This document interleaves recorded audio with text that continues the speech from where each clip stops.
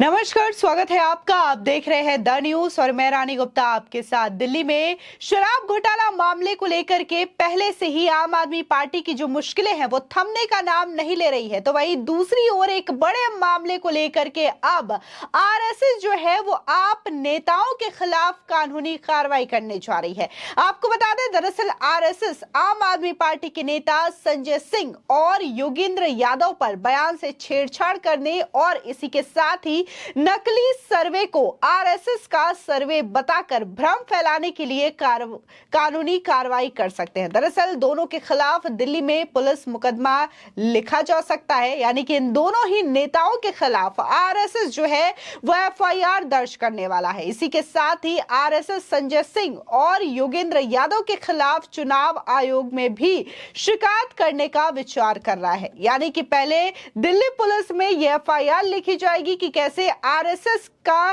सर्वे बता करके किसी नकली सर्वे को पेश किया जाता है और वहां पर माहौल बनाया जाता है, जनता के बीच भ्रम फैलाने की कोशिश की जाती है। इसी चीज को लेकर के न सिर्फ पुलिस में शिकायत होगी बल्कि बकायदा चुनाव आयोग तक भी इस मामले को ले जाने पर आरएसएस विचार कर रहा है। आपको बता दें कि दरअसल अभी कुछ दिन पहले ही कुछ ऐसे नेता थे जो कि आरएसएस का सर्वे बता करके एक सर्वे बड़े ही जोर शोर से शेयर कर रहे थे और इसके लिए बयानबाजी भी दे रहे थे, जिसमें यह दावा किया जा रहा था कि आरएसएस का खुद का सर्वे सामने आया है जिसमें बीजेपी को पूरे देश में लोकसभा चुनावों में महज 200 सीटें ही मिल रही है।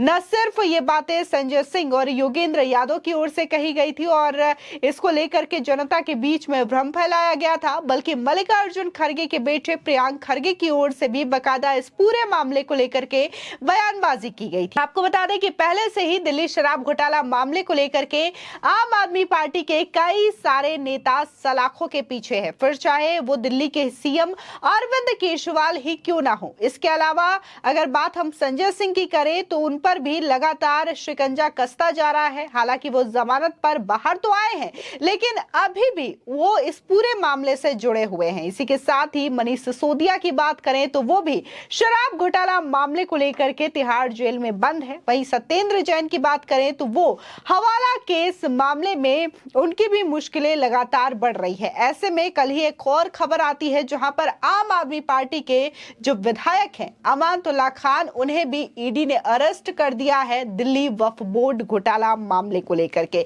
लेकिन जिस तरीके से आम आदमी पार्टी एक नया बयान लेकर के सामने आती है, इसको लेकर के बार बार वो अपने ही बनाए गए इस पूरे जाल में फंसती हुई भी नजर आती है। आपको बता दें कि जहां ये अर्जी दायर की गई थी अरविंद केजरीवाल की जमानत याचिका को लेकर के, उसमें ईडी से जवाब मांगा गया था, जहां पर ईडी ने कई सारे दावे पेश किए, बकायदा सबूत पेश किया कि कैसे अरविंद केजरीवाल जानबूझकर ऐसा खाना खा रहे हैं, ऐसा डाइट प्लान ले रहे हैं जिससे कि उनका शुगर लेवल और भी ज्यादा बढ़े और उसके आधार पर वो अपना जमानत ले सके। हालांकि इस बीच आतिशी का प्रेस कॉन्फ्रेंस आता है और वो ये कहती है कि ईडी किस तरीके से बयानबाजी कर रही है, ये पूरा जो आरोप लगाया गया है ईडी की ओर से वो बेबुनियाद है, झूठा बयान है, बल्कि अरविंद केजरीवाल को जेल के अंदर मारने की साजिश की जा रही है। क्योंकि बीजेपी को अच्छे से पता है कि अरविंद केजरीवाल को चुनाव से नहीं हराया जा सकता, वोटों से नहीं हराया जा सकता, इसलिए वो अरविंद केजरीवाल को जेल में मारने की साजिश रच रही है। तो अब शराब घोटाला मामले को लेकर के जहां दिल्ली के सीएम और आम आदमी पार्टी के संयोजक इस वक्त सलाखों के पीछे है, तो वहीं एक नया मामला अब आम आदमी पार्टी के गले की फांस बनता हुआ नजर आ रहा है। जिस तरीके से भ्रमित बयानबाजी बार बार आम आदमी पार्टी की ओर से की जाती है, तो आरएसएस के खिलाफ बयानबाजी करना आम आदमी पार्टी के लिए बड़ी मुसीबत बनता हुआ नजर आ रहा है। आपको बता दें कि इससे पहले भी आतिशी की ओर से क्लेम किया गया था, बकायदा उन्होंने बीजेपी पर यह आरोप लगाया था कि बीजेपी के कुछ नेता उन्हें कॉल कर रहे हैं और बकायदा ऑपरेशन लोटस चलाया जा रहा है, जिसमें न सिर्फ आतिशी को बल्कि कई सारे विधायकों को और नेताओं को आम आदमी पार्टी के बीजेपी खरीदने की कोशिश कर रही है। अब इस के जो आरोप है उसको लेकर के जब बीजेपी बकायदा दिल्ली पुलिस के पास जाती है, शिकायत दर्ज करती है, तो दिल्ली पुलिस भी आतिशी के यहाँ पर पहुंचती है और बकायदा ये नोटिस थमाती है कि आखिर आतिशी किस आधार पर ये जो तमाम आरोप है वो बीजेपी पर लगा रही है कि बीजेपी उनके नेताओं को खरीदने की कोशिश कर रही है, ऑपरेशन लोटस चलाने की कोशिश कर रही है। जिसके बाद हालांकि आतिशी एक भी सबूत तो पेश नहीं कर पाई, लेकिन इस बार उन्होंने एक और बयान दिया और कहा कि कैसे बीजेपी जो है वो केंद्रीय जांच एजेंसियों का उपयोग करके उनके नेताओं पर दबाव डालने की कोशिश कर रही है। तो ये आए दिन लगातार सिलसिला देखने को मिलता है कि कैसे जो आम आदमी पार्टी के नेता है वो या तो बीजेपी पर आरोप लगाते हैं या फिर सीधे केंद्रीय जांच एजेंसियों पर आरोप लगाते हैं। लेकिन इस बार उन्होंने आरएसएस पर जिस तरीके से बयानबाजी की है, उनके नकली सर्वे को लोगों के सामने पेश किया है लोकसभा चुनाव से पहले, ये बड़ा मुद्दा बनता हुआ नजर आ रहा है। और अब माना यह जा रहा है कि आरएसएस इस मामले को लेकर के शांत बैठने वाला नहीं है, बल्कि न सिर्फ इसके खिलाफ पुलिस में शिकायत होगी बल्कि चुनाव आयोग तक भी ये मामला जाने वाला है। अगर चुनाव आयोग तक ये मामला पहुंच जाता है और चुनाव आयोग इस मामले में कल्प्रिट मानती है आम आदमी पार्टी या फिर संजय सिंह या फिर योगेंद्र यादव को, इनके खिलाफ बड़ा एक्शन हो सकता है लोकसभा चुनाव से पहले। आपको बता दें ठीक इसी तरीके से बयानबाजी प्रियंका खड़गे की ओर से भी की गई थी। दरअसल कर्नाटका सरकार में वो मंत्री हैं और उन्होंने 6 अप्रैल को यह दावा किया था कि आरएसएस के एक आंतरिक सर्वेक्षण के मुताबिक भारतीय जनता पार्टी लोकसभा चुनाव में 200 सीट भी नहीं जीत पाएगी। प्रियंका खड़गे ने सूखा राहत मांगने के लिए केंद्र को प्रस्ताव सौंपने में राज्य सरकार की ओर से देरी किए जाने से जुड़े बयान को लेकर केंद्रीय गृह मंत्री अमित शाह पर झूठ बोलने का आरोप भी लगाया।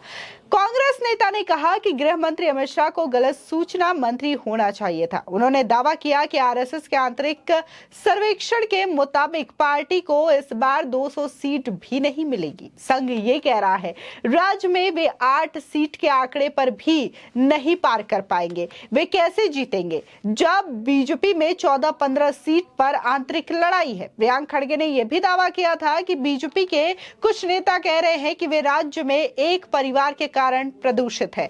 वे कह रहे हैं कि वे बीजेपी के मूल स्वरूप को फिर से कायम करना चाहते हैं। क्या हम ऐसा कर रहे हैं? नहीं, बीजेपी के नेता ऐसा बोल रहे हैं। वे ये भी दावा कर रहे हैं कि बीजेपी में बसनगौड़ा पाटिल, सीटी रवि, अनंत कुमार हेगड़े, ईश्वरप्पा जैसे हिंदुत्ववादी नेताओं के साथ अन्याय हो रहा है। वे आपस में लड़ रहे हैं और कांग्रेस ने यह स्थिति पैदा नहीं की है। बता दें कि बीजेपी का लक्ष्य आगामी लोकसभा चुनाव में देश में 370 सीट जीतने का है, जबकि पार्टी का दावा है कि देश में राष्ट्रीय जनतांत्रिक गठबंधन यानी कि एनडीए 400 सीट जीतेगी। प्रदेश में बीजेपी का लक्ष्य लोकसभा की सभी 28 सीटें जीतने का है।